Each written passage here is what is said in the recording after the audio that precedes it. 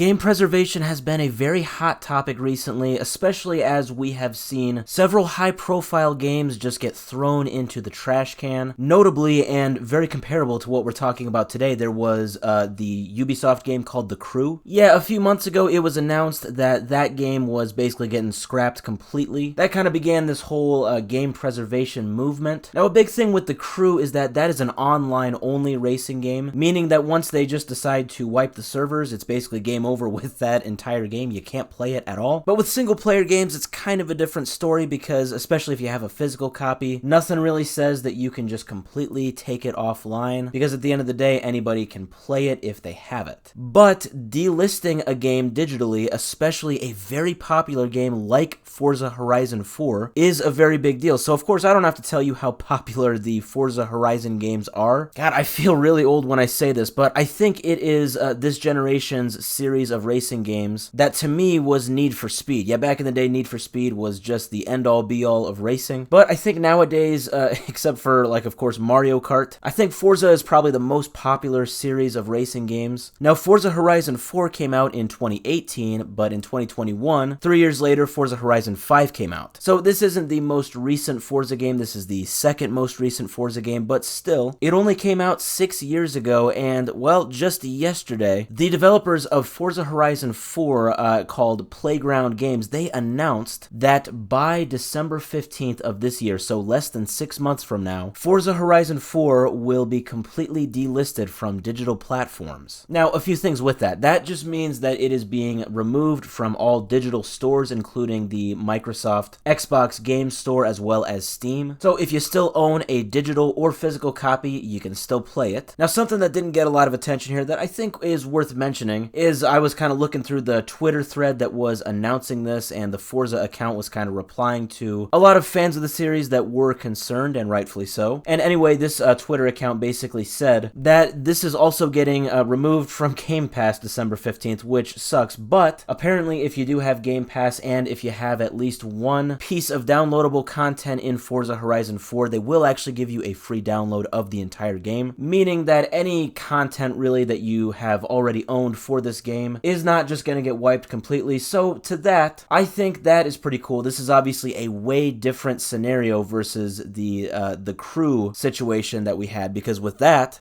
was just a live service game that was getting completely wiped, and if you don't like it, too bad. But it is still concerning. So yeah, starting, less than 6 months from now, you will not be able to digitally purchase this game or even play it if you have Game Pass. So why? That is obviously the main question. Why are they doing this? Well, apparently it all comes down to contracts, deals, agreements, and licensing. Yeah, Playground said that this removal from digital storefronts is going to be due to, quote, licensing and agreements with our partners. Now, this was vague. They didn't really go into much detail about this, but here's my take on this. There are a lot of different car brands, vehicle brands, like actual real-world car developers, car makers. So I'm assuming with a game like this, that's sort of a hodgepodge of all these different brands. Well, from the beginning, from this game's launch in 2018, I'm sure there was some sort of a contract that obviously said, hey, by December 15th, 2024, by 6 years from now, Xbox is no longer allowed to use the rights to all of these car companies' assets in their game, and so now they are just having to abide by that. That's my best guess. It is definitely too bad, and still does leave me a bit confused because, you can't tell me that, I don't know, there aren't like a ton of Need for Speed games, for example, that are from years ago, decades ago, that you can still digitally purchase, that have a ton of other car companies in them, Ford, Ferrari, Lamborghinis,